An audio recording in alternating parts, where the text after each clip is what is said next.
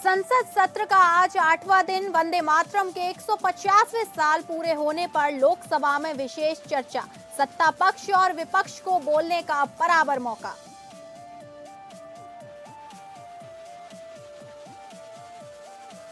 Indigo संकट 7वें दिन भी जारी। आज 300 से ज्यादा फ्लाइटें कैंसिल। पिछले 6 दिन में 3900 फ्लाइट हुई कैंसिल। सरकार की सख्ती के बाद भी नहीं निकल पाया है मसले का हल।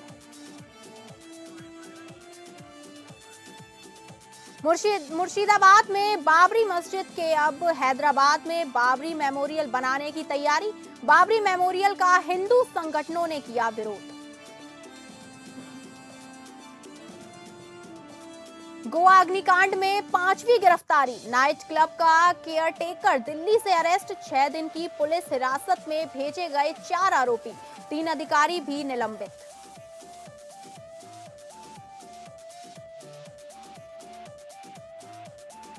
थाईलैंड फ्लाइट और कंबोडिया थाईलैंड के बीच फिर बड़ा तनाव। कंबोडिया थाईलैंड के बीच हवाई हमले जारी। हिंसक झड़प में एक थाई सैनिक की मौत।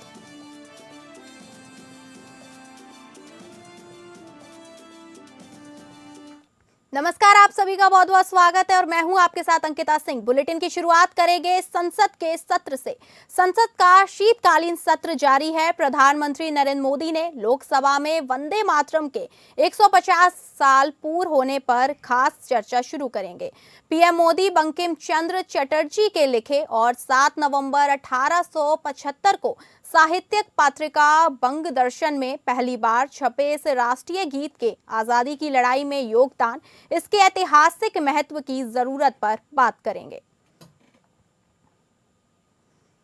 आपको बता दें, पीएम मोदी बंकिम चंद्र चटर्जी के लिखे और 7 नवंबर 1875 को साहित्यिक पत्रिका बंगर दर्शन में पहली बार छपे इस राष्ट्रीय गीत के आजादी की लड़ाई में योगदान, इसके ऐतिहासिक महत्व की जरूरत पर बात करेंगे।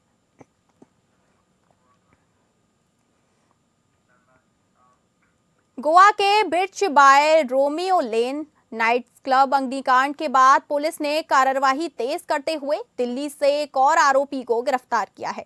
ये 5वीं गिरफ्तारी है। पकड़ा गया आरोपी भारत सिंह क्लब का ऑपरेशंस मैनेजर था और रोजाना चलने वाली गतिविधियों की जिम्मेदारी संभालता था। इससे पहले गिरफ्तार मैनेजर्स ने पूछताछ के दौरान उसका नाम सामने रखा था, जिसके बाद दिल्ली के एक सब्जी मंडी इलाके से उसे हिरासत में लिया गया था। पुलिस अब उससे क्लब की सुरक्षा खामियों और संचालन में हुई चूक को लेकर पूछताछ कर रही है। भड़की आग में 25 लोगों की मौत हो गई, जिनमें 20 क्लब कर्मचारी और 5 पर्यटन शामिल हैं। अधिकतर मौतें दम घुटने की वजह से हुई। क्लब के भीतर बने संकरी गलियां, छोटे दरवाजे और भीड़ ने लोगों के बाहर निकलने में बड़ी बाधा पैदा की।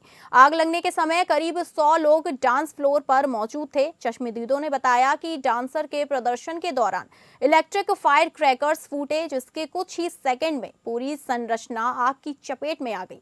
सबसे चौंकाने वाली बात यह थी कि क्लब के पास फायर डिपार्टमेंट का एनओसी भी नहीं था। मुख्यमंत्री प्रमोद सावंत ने इसे गंभीर लापरवाही बताते हुए कहा कि शुरुआती जांच में यह पुष्टि हुई है कि क्लब ने फायर सेफ्टी मानकों का पालन नहीं किया था। उन्होंने मुख्य सचिव वी कांडवेलु और डीजीपी आलोक कुमार को निर्देश दिया है कि उन अधिकारियों की पहचान की जाए जिन्होंने नियमों के बावजूद क्लब को संचालन की अनुमति दी।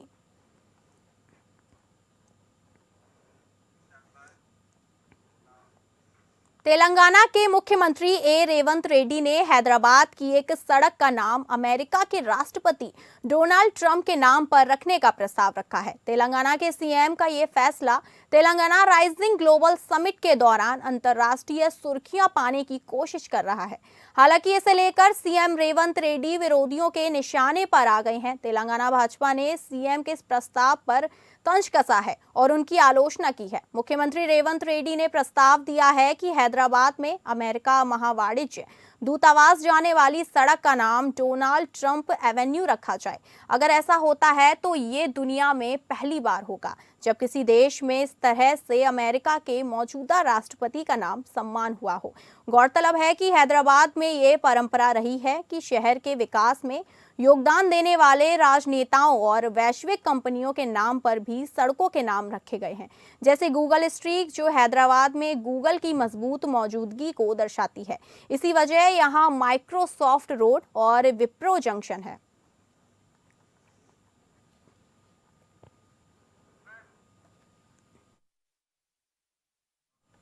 हैदराबाद में बाबरी मस्जिद की याद में एक मेमोरियल बनाए जाने की घोषणा ने देश की राजनीति में नई हलचल पैदा कर दी है।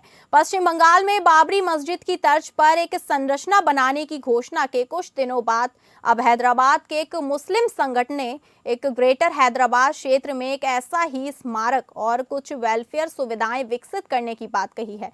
इस घोषणा के बाद राजनीतिक बयानबाजी तेज हो गई है और माहौल में स्पष्ट रूप से तनाव महसूस किया जा रहा है। बीजेपी ने इस प्रस्ताव को उत्तेजक और कानून व्यवस्था के लिए खतरनाक बताया है। पार्टी के प्रवक्ता एनवी सुभाष ने कहा कि बाबरी मस्जिद मुद्दा अब कानूनी रूप से सुलझ चुका है, फिर भी ऐसी घोषणाएं केवल समाज में तनाव बढ़ाने के लिए की जा रही हैं। उन्होंने कहा कि ऐसे बयान सद्भाव को तोड़ने की कोशिश है और इनसे राज्य की शांति प्रभावित हो सकती है।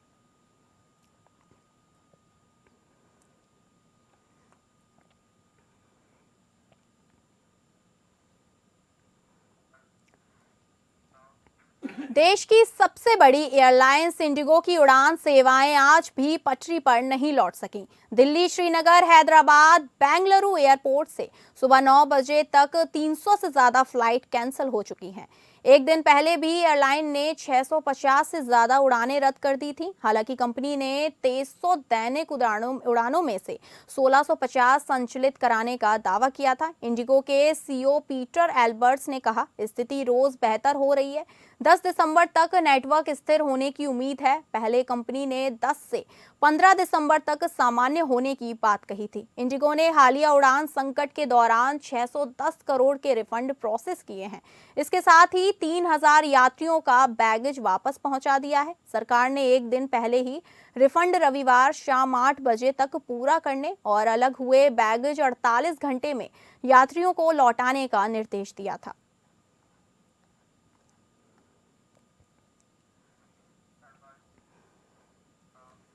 झारखंड सरकार के स्वास्थ्य और आपदा प्रबंधन मंत्री डॉक्टर इरफान अंसारी ने गोवा में हुई दुर्भाग्यपूर्ण घटना पर गहरी चिंता व्यक्त करते हुए कहा कि राज्य सरकार अलर्ट मोड में है। डॉक्टर इरफान अंसारी ने कहा कि गोवा जैसी घटना झारखंड में हुई तो जिम्मेदार अधिकारी नपेंगे। डॉक्टर इरफान अंसारी ने राज्य के सभी होटल, रेस्टोरेंट, बार एवं अस्पतालों में फायर सेफ्टी की अनिवार्य जांच का आदेश दिया है। एक सप्ताह के भीतर सभी जिलों से रिपोर्ट भेजना अनिवार्य किया गया है। डॉक्टर इरफान अंसारी ने कहा कि जन धन की सुरक्षा सरकार की सर्वोच्च प्राथमिकता है। किसी भी तरह की लापरवाही बर्दाश्त नहीं की जाएगी। यदि झारखंड में गोवा जैसी कोई घटना होती है तो संबंधित अधिकारी सीधे तौर पर जिम्मेदार होंगे।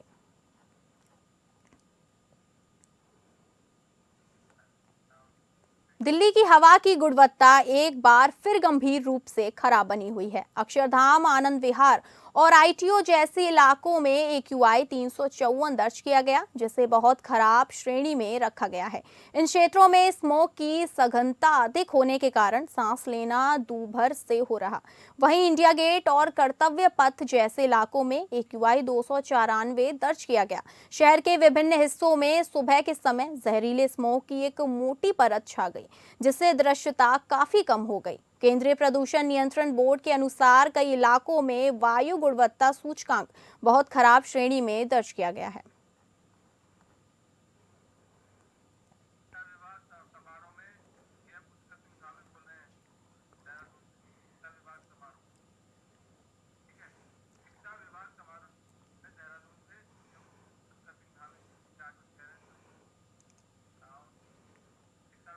थाईलैंड ने कंबोडिया के साथ विवादित सीमा क्षेत्र में हवाई हमले शुरू कर दिए हैं।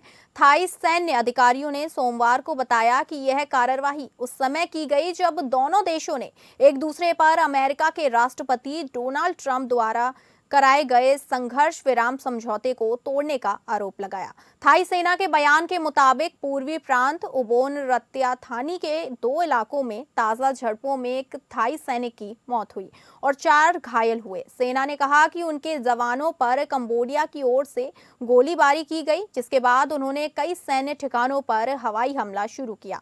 वहीं कंबोडिया के रक्षा मंत्रालय ने कहा कि थाई सेना ने आज सुबह उनके 2 सैन्य ठिकानों पर हमले किए। मंत्रालय ने दावा किया कि पिछले कई दिनों से थाई सेना उकसाने वाली गतिविधियां कर रही है और कंबोडिया सैनिकों ने जवाबी कार्रवाई नहीं की। दोनों देशों के बीच जुलाई में तनाव भड़का था, तब 5 दिन तक संघर्ष चला। इसके बाद मलेशिया के प्रधानमंत्री अनवर इब्राहिम और ट्रंप की मध्यस्थता में संघर्ष विराम कराया गया था। अक्टूबर में कुआलालंपुर में दोनों देशों ने विस्तारित शांति समझौते पर हस्ताक्षर भी किए थे। जुलाई के संघर्ष में 48 लोग मारे गए थे और करीब 3 लाख लोग अस्थायी रूप से विस्थापित हुए थे। दोनों देशों ने उस समय भारी तोपखाने और रॉकेट दागे थे।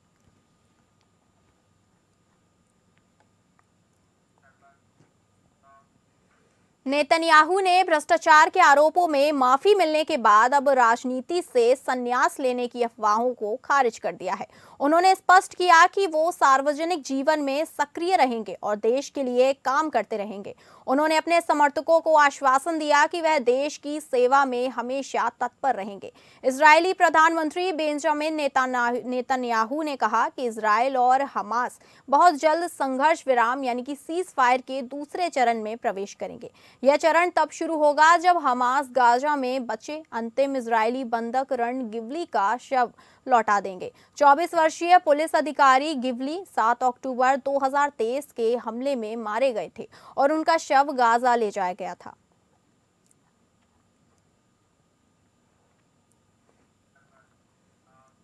रूस ने यूक्रेन में आर्म्स फोर्सेस डे के मौके पर ड्रोन और मिसाइलों से रात भर बड़ा हमला किया। यूक्रेन के अधिकारियों ने बताया कि रूस पूरे देश में 51 मिसाइलें और 653 ड्रोन दागे। यूक्रेन की वायुसेना ने कहा कि उसने 585 ड्रोन और 30 मिसाइलों को सफलतापूर्वक मार गिराया। हालांकि उसने माना कि 29 जगहों पर ये गिरने में सफल रही। यूक्रेन के गृह मंत्री इहोर क्लिमेंको ने जानकारी देते हुए बताया कि पूरे देश में कम से कम 8 लोग घायल हुए हैं। राजधानी कीव के इलाके में स्थायी अधिकारियों ने कम से कम 3 लोगों के घायल होने की खबर दी। रूसी ड्रोन पश्चिम में क्लीव इलाके तक देखे गए। यूक्रेन के नेशनल एनर्जी ऑपरेटर यूक्रेन नोर्गो ने कहा कि रूसी ड्रोन और मिसाइल की बाढ़ का निशाना पावर स्टेशन और ऊर्जा ढांचा था। उन्होंने कहा कि सर्दियों के शुरू होते ही रूस देश के ग्रिड को नुकसान पहुंचाने की कोशिश कर रहा है। कीव का कहना है कि ये रूस की सर्दियों को हथियार बनाने की कोशिश का हिस्सा है। वहीं यूक्रेन ने हाल के महीनों में रूसी रिफाइनरियों पर लंबी दूरी के ड्रोन हमले तेजी कर दिए हैं। इसका मकसद मास्को की तेल निर्यात से होने वाली कमाई में कटौती करना है। कीव और पश्चिमी सहयोगी रूस पर लगातार चौथे साल यूक्रेन के हीटिंग, पानी और बिजली सिस्टम पर बार-बार हमला करके सर्दियों को हथियार बनाने का आरोप लगाते हैं।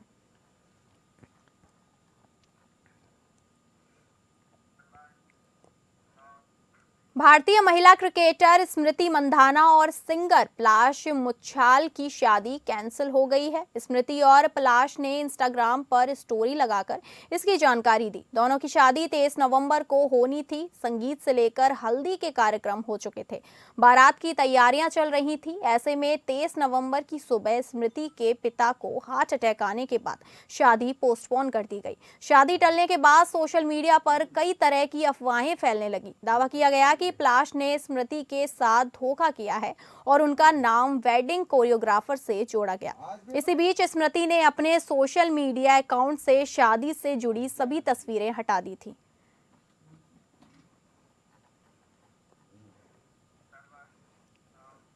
रियलिटी शो बिग बॉस 19 के ग्रैंड फिनाले को जीतकर इस सीजन के विजेता गौरव खन्ना बने हैं, जबकि फरहाना भट्ट रनर अप रही। वहीं अमाल मालिक 5वें, तान्या मित्तल तान्या मित्तल चौथे और प्रणीत मोरे तीसरे स्थान पर रहे। ग्रैंड फिनाले रविवार को मुंबई में हुआ। विनर गौरव खन्ना की बात करें तो वो एक फेमस टीवी एक्टर जो सीआईडी और अनुपमा जैसी टीवी शो में नजर आ चुके हैं।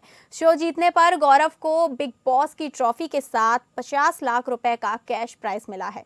फिनाले की बात करें तो इसमें कार्तिक आर्यन, अनन्या पांडे, अरमान मलिक और करण कुंद्रा जैसे कई सितारे पहुंचे। भोजपुरी सुपरस्टार पवन सिंह भी फिनाले में शामिल हुए। शो में उन्हें लॉरेंस गैंग की ओर से शामिल न होने की धमकी आई थी। इसके बावजूद वो शो में पहुंचे। वहीं शो के दौरान सलमान धर्मेंद्र को याद करते हुए भावुक हो गए। बिग बॉस का ये सीजन 24 अगस्त से शुरू हुआ था। इस सीजन में कुल 18 कंटेस्टेंट आए थे।